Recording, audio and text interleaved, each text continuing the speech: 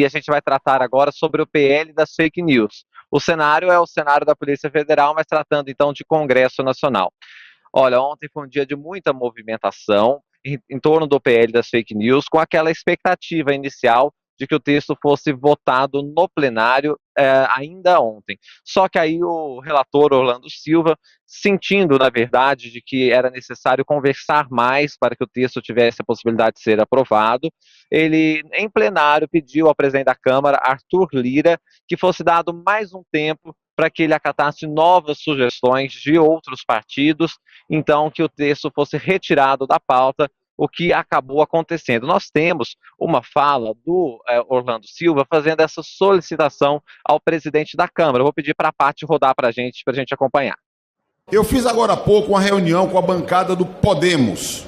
Um pouco antes, uma reunião com a bancada do partido Solidariedade. Tive um pouco antes o encontro, presidente, com representantes da bancada do Partido dos Trabalhadores. E tenho recebido uma série de propostas para a inclusão no parecer publicado na última quinta-feira. Um parecer que cumpriu o prazo definido pelo Colégio de Líderes e que permitiu que as diversas bancadas pudessem conhecer o conteúdo da primeira volta de conversas, presidente, com as diversas bancadas aqui dessa casa. Como o senhor sabe, no parecer publicado quinta-feira, eu retirei a ideia de termos uma entidade autônoma de supervisão. E especulamos hoje, durante todo o dia, sobre alguns caminhos alternativos para que a lei tenha um mecanismo de fiscalização e de que se faça cumprir a lei, aplicando inclusive sanções. Mas ocorre, presidente, que mesmo após todos esses encontros e ouvindo todas essas bancadas, nós não tivemos, eu assumo como a minha responsabilidade de relator, tempo útil para examinar todas as sugestões. Eu gostaria de fazer... De liderança do PL, senhor presidente.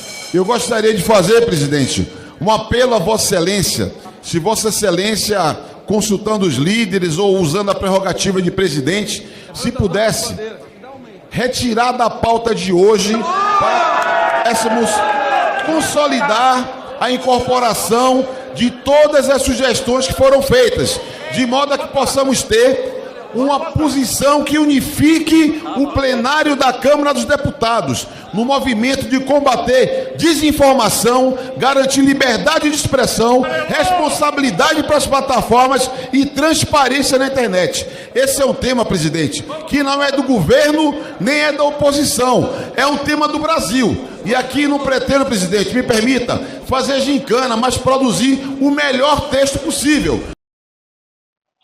Então, tá aí as declarações de Orlando Silva. Vocês viram que na hora que ele pede que essa pauta seja retirada, há protestos de parlamentares que queriam votar esse texto para derrotá-lo ontem no plenário da Câmara. Agora não há, Mara, uma data para que esse texto volte a ser pautado, uma decisão cabe unicamente ao presidente Arthur Lira. Inclusive, ontem teve um episódio interessante, Mara, curioso nesta sessão, que foi um atrito entre Arthur Lira e Sóstenes Cavalcante, deputado do PL, um nome importante da bancada evangélica. Lira, em primeiro lugar, começa dizendo que não é possível, né, que haja desrespeito entre os parlamentares, que o Sóstenes Cavalcante teria rido, né, de um colega quando ele teria dito, mas o plano de fundo disso tudo é que nesta fala Lira aproveitou para se mostrar muito descontente com a postura do Google, que colocou no seu buscador um link contra o PL das fake news, e aí Lira disse que isso foi um tratamento sem nenhuma cordialidade da plataforma com a Câmara dos Deputados. Vamos acompanhar então esse atrito entre Lira e Sóstenes Cavalcante. Também não posso ser criticado porque defendo que essa casa se posicione, independente do mérito, a respeito de um problema que afeta mais os senhores do que a oposição ou a situação de hoje. Quais foram os deputados que tiveram as suas contas suspensas?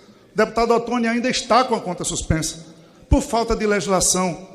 Então essa casa sempre foi acostumada, deputado Sóstenes, a discutir temas, e eu nunca fugi disso. Na reunião da mesa da minha residência, da residência da Câmara dos Deputados, na semana passada nós fomos discutir ideias, como hoje da mesma forma, textos. É esse que o relator está pedindo hoje, mais tempo para discutir texto. O tempo que nós queríamos, porque o acordo caiu na semana passada, Nós poderíamos ter votado esse projeto no outro dia, a urgência foi aprovada na terça.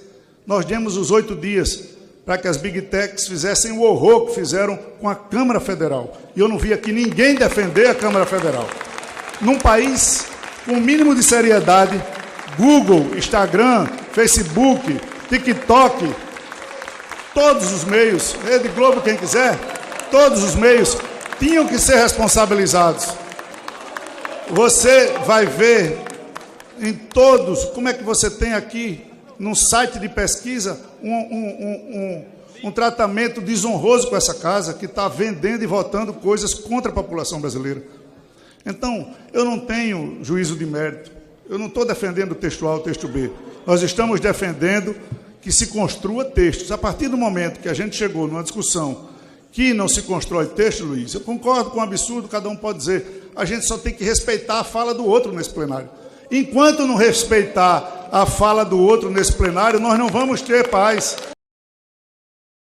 Tá, então, a declaração de Arthur Lira diz que as Big Techs, né, notadamente o Google, tiveram um tratamento desonroso com a Câmara dos Deputados ao dizer que o texto atrapalharia a internet e, portanto, não seria positivo, né? O Google fez uma grande ofensiva ontem contra o PL das fake news. Inclusive, Mara, as reações a isso não ficaram só no Congresso Nacional. O Ministério da Justiça, por meio da Secretaria Nacional do Consumidor, também entrou em campo, pedindo, né, determinando, na verdade, que o Google retirasse aquele link, né, contra o PL das fake news, também fizesse uma contrapropaganda mostrando os benefícios do PL das fake news para que as pessoas pudessem formar sua opinião, e estipulou uma multa de R$1 milhão por hora em caso de descumprimento. Então houve essa ofensiva também do Ministério da Justiça, e uma outra ofensiva importante foi do ministro Alexandre de Moraes, que deu 5 dias para a Polícia Federal, mais uma vez a PF,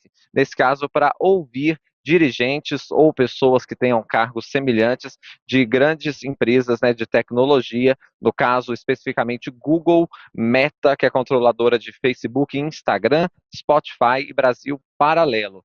A decisão do ministro também obrigou as plataformas a removerem anúncios, textos e informações com ataques ao projeto das fake news. No caso, estipulou uma multa de descumprimento de R$150 mil por hora. Disse ainda, Mara Alexandre de Moraes, que é razoável, necessário, urgente a definição, seja legislativa ou judicial, dos termos e limites da responsabilidade solidária civil e administrativa destas empresas. Então, o ministro Alexandre de Moraes se coloca também dizendo que há necessidade de uma regulamentação nesse sentido. O que pode haver, se esse texto não avançar mais na Câmara dos Deputados, é que o próprio Judiciário tenha balizas ali para tomar definições a esse respeito, por exemplo, estender o Código de Defesa do Consumidor a estas Big Techs. Mara? O Bosco para essa conversa, porque parece, né, Afonso, que com esse adiamento é uma certa derrota do governo, porque o governo achava que conseguiria aprovar, quer dizer, quando viu que não iria conseguir aprovar, retirou da pauta, o que não deixa de ser uma derrota do governo, não, Bosco? É uma derrota, Mara, porque o governo errou em duas coisas aí, né? Primeiro, um erro de mérito, que o relator não deveria ter retirado dessa proposta a questão do órgão fiscalizador, porque sem ele não é possível que isso funcione. Qualquer coisa que viesse aprovada não tem chance se não houver uma fiscalização. E sem que ele mantenha isso no texto, a discussão seguinte que acontece é uma discussão estéril e ruim sobre todos os aspectos, que é a possibilidade de uma das agências já existentes, reguladoras, a trazer para si essa missão. No caso, seria a Anatel, que não tem estrutura para isso, nem especialidade para isso. A Anatel é um órgão técnico. Mas, enfim, e o governo errou na forma, porque era evidente que esse tema, pela sua complexidade, ele não seria aprovado da noite para o dia, né? Agora, Mara, eu vou te falar, qual é o principal o principal obstáculo à tramitação desse projeto agora, né, é que o governo a oposição estabeleceu a linha de censura para definir essas fake news, né, e a direita, o bolsonarismo, que precisam das fake news, temos uma campanha ano que vem.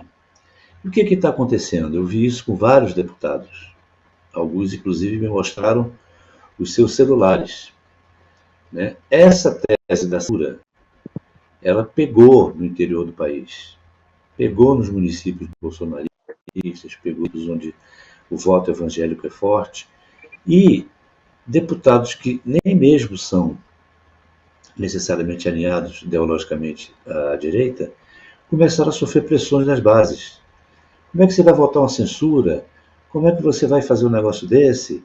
O outro diz assim, olha, eu nem concordo com a censura, mas a pressão aqui está muito forte, você não pode fazer isso agora. Então, essa pressão das bases está pegando.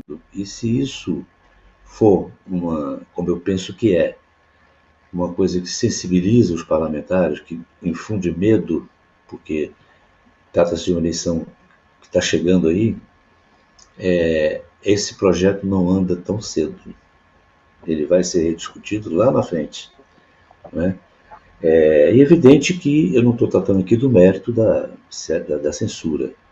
É evidente que isso é uma linha encontrada pela oposição para enfrentar esse projeto. Né? Eu acho que a regulação dessa questão das mídias, das redes sociais, ela é incontornável, ela vai acontecer. A questão é o momento. Nesse momento eu acho muito difícil. Acho que ela só volta lá na frente quando passar tudo isso, o que significa uma licença para você ter mais uma campanha com muita fake news.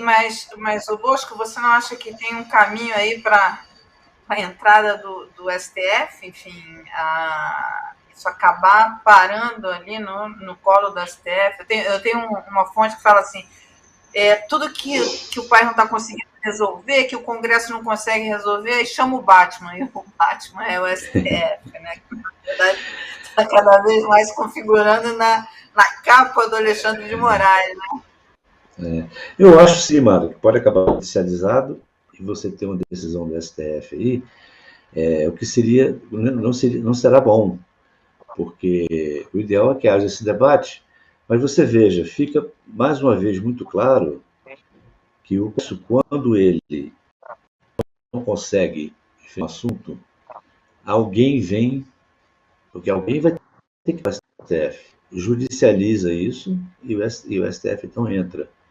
É o que eu chamo de terceirização, né, da política.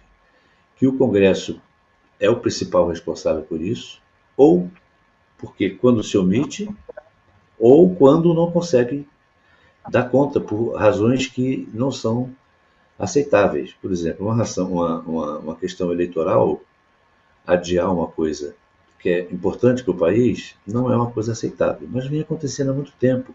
Tantos temas que são no Congresso, eu me lembro aqui, Mara, que um dos momentos mais importantes, assim, um marco, né, na história política brasileira, foi a aprovação da lei do divórcio. Né?